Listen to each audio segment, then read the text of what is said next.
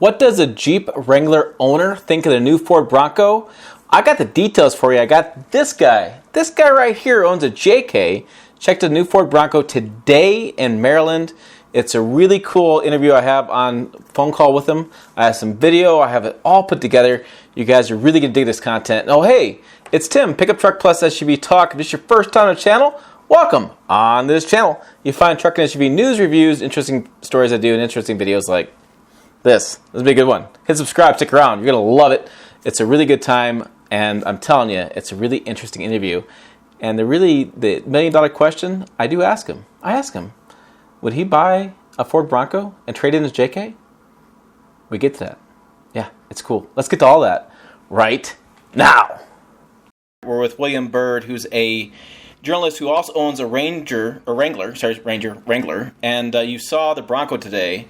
And one of the key things I asked you was checking out the panels, the top panels, because a big thing with the press release was how much easier these panels are to take off versus the Wrangler.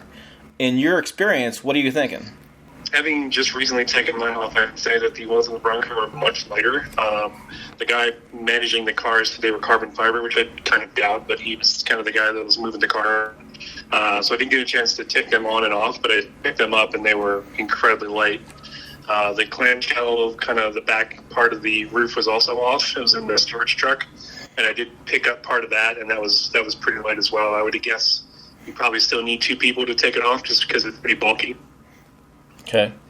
And as far as how they hook into the top of the roof, did you get a sense for how they attach? No, they were, like I said, they were off when I got there, and we didn't get a chance to try to put them back on to see how they would snap on. They did mention that this was kind of a pre-production vehicle that they were using for the interior wasn't 100% the same as it would be if it was in the production version. Okay, so there's going to be some changes. I mean, they just revealed them 3 days ago, so it makes sense there's some changes. Exactly. Yeah, exactly. So you had a chance to walk around a two-door, right? It looks like a two-door orange one. Yep. Did you get a sense for, like, the size of it? Do you feel like it was, I mean, by the numbers, it's supposed to be a little bit longer than a Wrangler and a little bit wider than a Wrangler. Did you get that sense from it? Having just got out of my JK Wrangler, it was pretty clear that the Bronco was wider. Sitting in it, it felt definitely wider from a passenger perspective, as far as, like, knee room, leg room. It definitely seemed wider. Okay, definitely seemed wider. So when you sat inside of it, did you feel like you had a good amount of space between you and the passenger? Yeah, that was actually the surprising point, is it was markedly felt wider from kind of my right shoulder to where the left shoulder of the passenger would have been. Okay. Having driven off country, it was pretty obvious of the space, having spent so much time in there. Right. And walking around the vehicle, I mean, did it seem like it was visually bigger? I mean, as far as your opinion of it? I mean, the size of wheel they have on there and the wheel tire combo was so large, and it was very similar to the same one we saw in the press release, the orange one that we saw, except that it didn't have the see-through doors.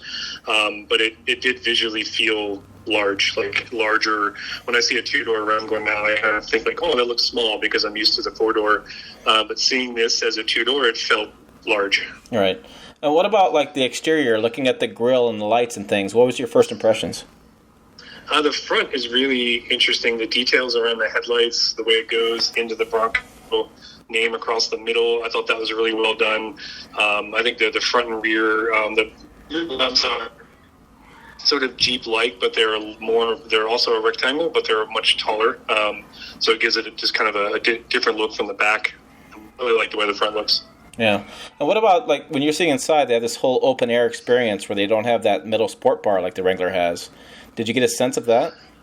I didn't really notice that, honestly. I think while you're driving, you're going to kind of look up and notice, nothing above you. I find that I don't really notice the sport bar in my Jeep all that much. So I think it's a nice to have. But I did notice that from like an interior design perspective, they found some clever ways to mount the speakers. Two of them are mounted in the very back in kind of a clever spot that you can see in the video. So that's one of the things that the Jeep has across that sport bar is the speakers. So I didn't feel any more open air, but I did sort of enjoy the interior feeling, even though it wasn't full production. Sure. And what about like the dash and the setup? But did they have the, was it 8-inch screen or 12-inch screen? I think in there. What was your sense on that? It's similar to a lot of the most recent. I think the most recent Ford I've driven was maybe the new Expedition. Some of the switches and the screen and some of the look of that was clearly similar to recent Ford stuff, which obviously makes sense. The steering wheel was a little beat up. Again, he said they've taken it around on the morning shows and it's done a lot of miles.